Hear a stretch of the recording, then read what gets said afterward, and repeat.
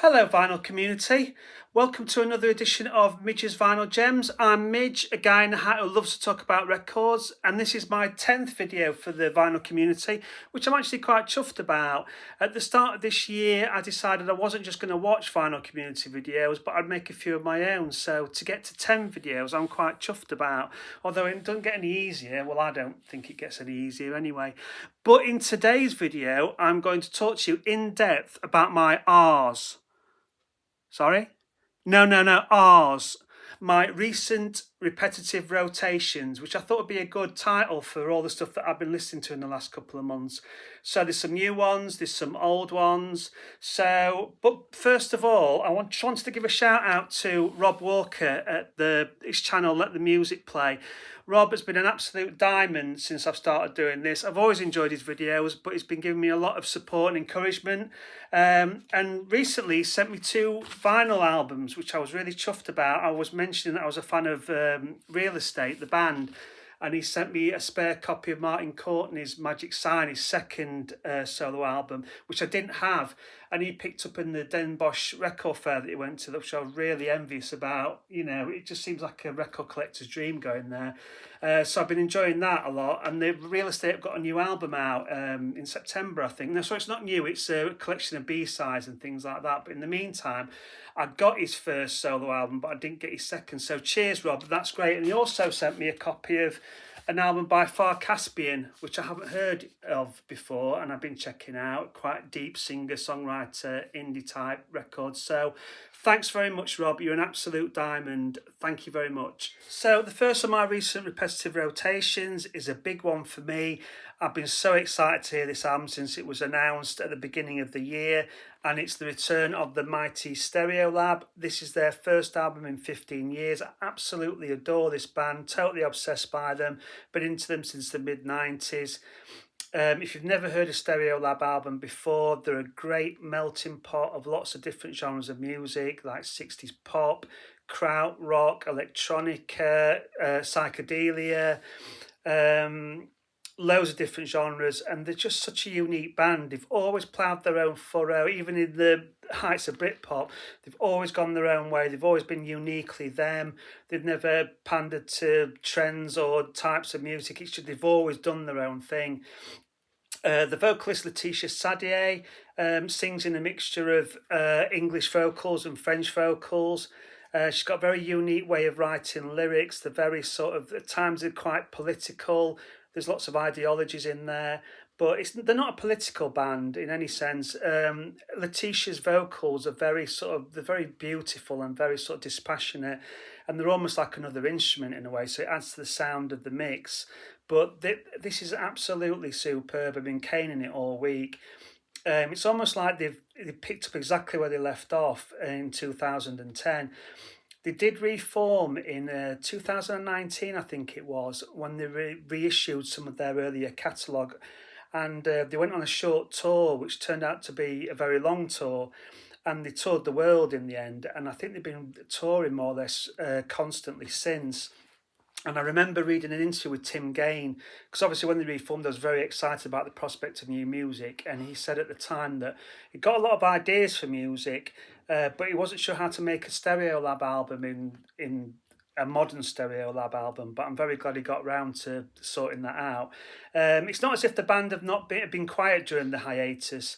Laetitia Sadier's done some solo albums. Tim Gain has formed Cavern of Antimatter, which are very similar to Stereolab. So they also had a lot of projects going on in the wilderness years, and they've had some reissues. They've got a Switched On series, they call it, where they round up all the sort of spare tracks they've got, and they do a lot of tour singles and a lot of one-off projects and things like that they collect together. So, but no new music. So this is the fresh fruits of the new Stereolab, if you like, and it's absolutely superb. Obviously, you've got your typical Stereolab song titles, which are classics, and there's a few here: Mystical Plosives, Vermona F Transistor, Electrified Teeny Bop, and my favourite, Eastern Plastic Creeping Eruption. Just classic Stereolab. And if you've heard the single Aerial Troubles, that's your classic Stereolab right there. If you check out the video on YouTube, It's so good to have them back. It's, you know, I'm hoping this isn't just a one-off and they do continue to make music, but absolutely superb. Double album on Warp and their own duophonic high frequency discs. This is a clear vinyl issue, and it comes with a print which has an advert for all the back catalogue titles that are currently available. They're all worth checking out. Like I say, Stereolab have got a huge catalogue to go through, so if you like this album, then there's plenty to explore. You've even got a little sticker that comes with it. So yeah, absolutely over the moon to have them back, and that's Stereolab's Instant Holograms on metal film. Super. So the next of my recent rotations is a Psych album, and it's an absolute belter in my opinion. It's the 1968 debut from The Nice, The Thoughts of Emily Stavjak, and The Nice are probably most famous for containing Keith Emerson in their ranks, who went on to join the band Emerson, Lake and Palmer. And fortunately for him, he had the last name of Emerson, otherwise he probably wouldn't have been able to join that band, so luckily for him. And this is an absolutely cracking Psych album in my opinion. It doesn't get as much love as it deserves, I think. The Nice obviously had a lot of classical influences which came from Emerson. I'm not a big classical fan, to be honest with you, but I think it really works in a rock setting. So they have that mixture of Psych and rock and classical. Obviously Emerson developed this as he became a member of Emerson, Lake and Palmer.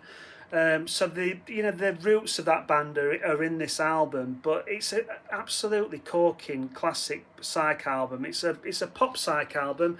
The album starts with Flower King of Flies, which is your classic pop Psych title. That's a great tune. The Thoughts of Emily Stavjak itself, the title track, has got like a great sort of chorus of vocals and marching sort of beat to it. You've got Bonnie K, which is the album's real out-and-out rocker. Lots of great guitar from David O. List. There's some great acid rock type soloing on this album. And like I said, David O. List is a guitarist on it. There's a couple of instrumentals which steal the classical influences. There's Rondo, which is like a 10-minute workout. It's got another great driving sort of bass rhythm that runs all the way through it. That's a great instrumental. And War and Peace, that's another great sort of classical inspired acid rock soloing instrumental.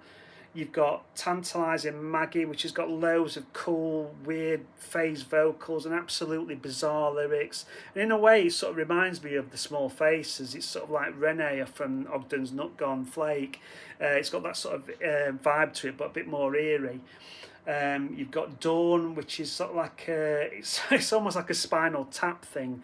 It's got like a very creepy spoken word vocal by Lee Jackson on it, and the lyrics are something that you would come from Spinal Tap. It does sound like a Spinal Tap track, to be honest with you. The innocence and purity of a newborn day, unspoiled as yet by the tarnished hand of waking man. And also, it finishes with The Cry of Eugene, which is one of my all-time favourite Psych tracks. And that, again, has got a great lyric to it. It's got the lyric, the cry of 3 + 2 times nothing at all, splits all time's mind asunder. What a great lyric. And that's a great, weird, freaky, psychedelic song, The Cry of Eugene. So, doesn't get a lot of love in Psych circles, or it should do, but I think this is an American pressing. I've had it for a long time now. On Columbia, it's got the red label on it.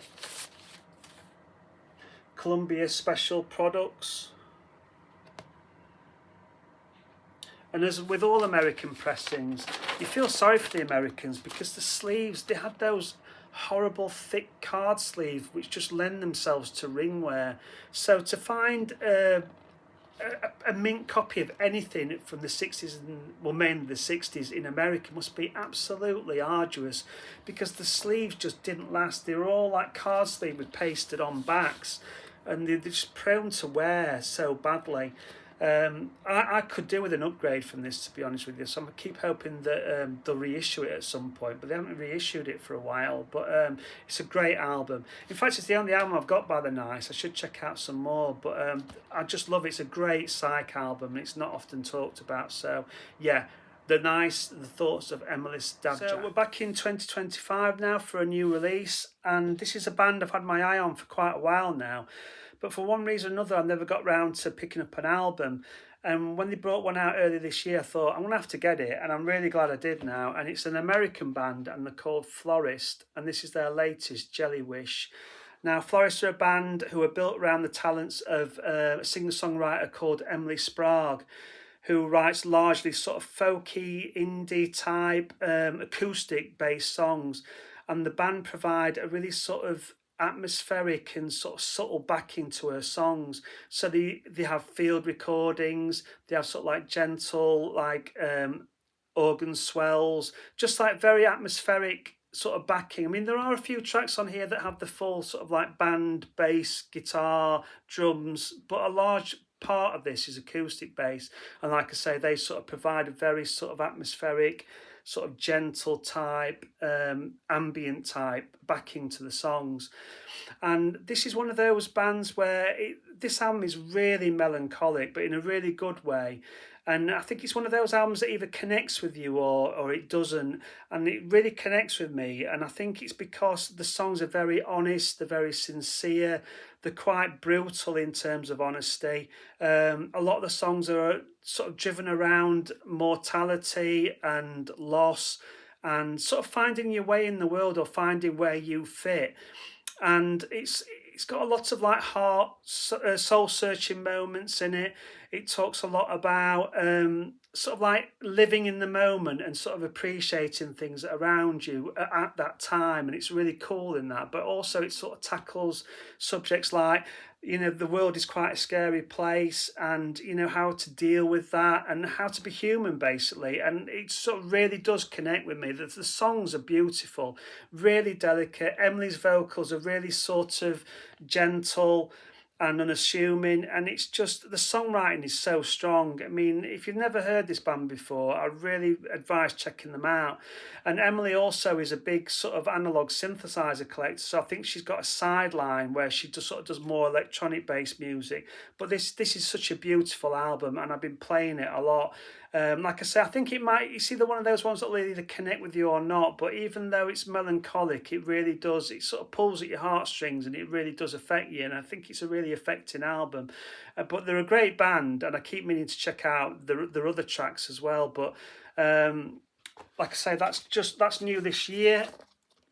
It comes on a sort of like marble type purple vinyl. And yeah, absolutely great band. If you've never heard them before, highly recommend checking them out. So that's Florist and Jelly Wish. Another recent repetitive rotation, and it's an old favourite. There's not many genres of music I don't like other than classical, I guess. But AOR, I love a bit of AOR, me. And this is an absolute classic. It's from 1977. It's the self-titled debut album by Foreigner. Classic after classic. It's a superb debut album. Obviously it's a mixture of an American and British musicians, that's why they're called Foreigner, led by Mick Jones, but not that Mick Jones, the other Mick Jones. And it always blows my mind that Ian MacDonald's on this album. He was a member of the band. Ian MacDonald was a member of King Crimson. He was played on the first album, I think, before he left. And he made an album with Peter Giles, the drummer, who also left at the same time, MacDonald and Giles, and that's a classic prog album if you want to go and seek that one out. But bizarrely, he ended up joining an AOR band called Foreigner. But yeah, Ian MacDonald, great musician, and there's some absolute classic songs on here. Obviously the most famous one, Cold as Ice, absolute banger. You've got Feels Like the First Time, which is another one. Head Knocker, that's a great song. At War with the World, I love that track. There's some great lyrics on that track. Never had no need for any military aid, and I never took charge of the Light Brigade. I've got no castle to defend or attack, but still I seem to be picking up flack. They don't write them like that anymore. Absolutely superb. Full for You Anyway, that's another great track. There's a few, Woman Oh Woman's a bit dodgy. There's a few dodgy ballads on here, but otherwise, Long Long Way From Home, I Need You. It's just an absolute banger from start to finish. Nearly every song on here could be a single.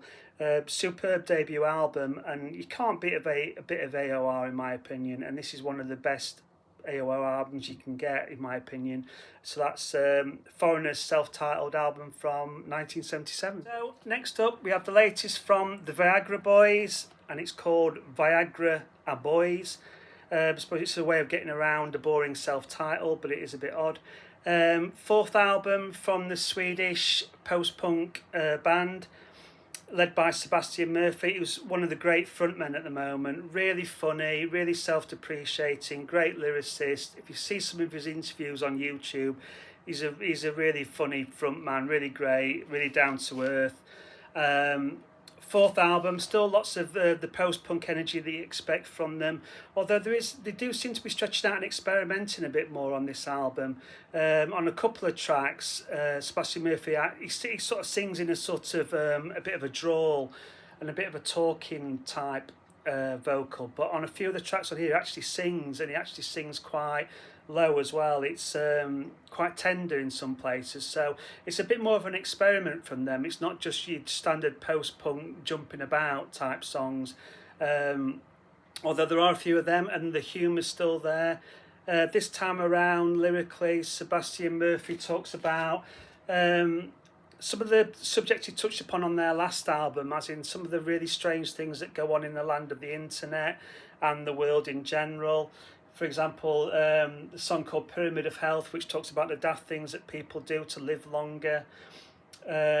You've got The Bog Body, which is a great track, and check out the video for that, it's really funny. Which concerns, he said that his girlfriend was obsessed with one of these bog bodies, these people that are preserved in peat and are found hundreds and hundreds of years later.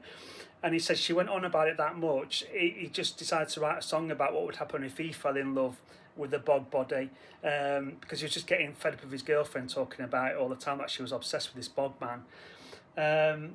Man Made of Meat is another great song, satirising the world of art and culture, and saying that everybody wants things for free. And basically, if he was living in the 70s, he'd probably be having a job in a factory and working hard, instead of, having this lifestyle as a frontman of the band and getting things for free. Also, it's the first song I've ever heard where the vocalist burps in the middle of the first line and they keep it in for some reason. So that's another example of their quirky humour. The song Uno 2, that's a good one as well. That's a song written from the perspective of a dog going to a vet's. That's great too. Medicine for Horses, that's another track talking about health and things like that. That's one of the ones he sings in. He actually sings in a low timbre on that one, and that's a really cool song as well. Great album. I'd say it's not as good as the last one, Cave World, but it's still a leap forward. They are experimenting a bit more, and it's just another solid album. So if you like the Viagra Boys, it's another great album. This is the inner sleeve. I'd have preferred the lyrics on there, because his lyrics are always worth reading. It seems a bit of a waste of space, really. Comes on this speckled blue vinyl, which is nice. So yeah, on their own Shrimp Tech Enterprises label. Obviously they're obsessed with shrimps for some reason. That's Viagra Boys, Viagra A Boys. The last album I'm going to show to you is a mega rarity on the collector's circuit. It's a Psych album. It was originally released in 1971. And it's the first self-titled album by the band Complex. There's a really cool story behind this album. It was originally issued in 99 copies for the band to take round record companies to try and get some interest for a record deal. It was recorded in a public house. It was then overdubbed and mixed at a friend's house who had the equipment in their front room. It was pressed up by a company that pressed the record really badly, so the band were really appalled with the sound quality when they got it back, but they couldn't afford to repress it. Also, the company that printed the sleeves printed them too small, so the record wouldn't actually fit inside the jackets, so they had to use plain sleeves to accompany the album sleeve itself. And it's a great album. I've been playing this a lot recently. Obviously private pressing, One of the criticisms it gets is there's a couple actually. I think a lot of collectors, when they see the cover, they think it's going to be some sort of doomy prog album, and it isn't. It's the total opposite. It's a real sort of like sunshiny pop psych album, and also a lot of people can't seem to get past the sound quality with it, which admittedly is quite poor. But the playing and the quality of the songs, when you've listened to a couple of the songs on the album, you don't notice it anymore because the songs are that strong, and the band's playing is that good. I mean, this is a band that are in the 20s. There's lots of cool guitar on here. There's lots of like, especially great organ playing. And the songs themselves are so strong. You've got Funny Feeling with its great organ riff. You've got Green Eyed Lucy, which is a really cool poppy type jaunty song. You've got Josie as well, which is a big surprise to me on this album. It's sort of like a reggae number, but it works really well, and it's really strange to see like a band attempt a reggae arrangement of a song on an album with songs like this on it, which are predominantly pop psych sort of songs. You've got Norwegian Butterfly, which is a well-known track on compilations. Why the butterfly was Norwegian, I've yet to ascertain why. What's wrong with our butterflies? I mean, this band was from Blackpool. What were the butterflies like in Blackpool? But I digress. You've got the Extended Self-Declaration song, which is a song about growing up and being insecure and things like that. And the Message from the Year 2000. That's a great song. That's my favourite song on the album, and it's got some great lyrics on it as well. There's a line that goes, find it now. Every breath is prearranged now. Life's so false and rigid. I often wonder how the world could lose its greenness. The only happy ones are the old time dreamers. It's a great song. It's like looking back from the year 2000, and obviously the life in the year 2000 from their perspective is very different. But yeah, it's great. It's just about appreciating the things you've got. And strange to think that 1971, the year 2000, must seem like a long way off then, but we've been through it, and it's not as bad as this song appears. So that's a good one. That's fortunate. But yeah, absolutely love this album. Been playing it a lot. This is a reissue. This was a Record Store Day reissue, I think, and it was pressed by Vinyl Revival in Manchester. Funnily enough, I can't remember what year it was, but it's come on this lovely orange vinyl to match the sleeve, and there's an insert which talks about how the album was made and the story behind it. And it's a great album. I just can't stop playing it. It's really cool. It's not as proggy or sort of doomy as you would expect. It's really light, and the songs are really catchy. But yeah, highly recommend finding this one. It's been repressed quite a few times by different small companies, reissue labels. So there are a lot more copies out there than originally was pressed, and that's the thing with 99 copies. I'd love to know where each one of those copies ended up, whether they were thrown out or they got damaged or they got borrowed by someone and never returned. I know a lot of them are probably in high hitting collectors collections now, but it just makes you wonder how many actually survived and what happened to all 99 copies. But that's just me. So that's my recent repetitive rotations. Hoping to do another video soon. I've got lots of other things to show you and to talk about. Hoping to do a few more themed videos as I get into the swing of this. And I'd just like to say thanks for your time and thanks for watching, and I'll see you again soon. Me ciao. So the first of my recent repetitive rotations is a big one for me.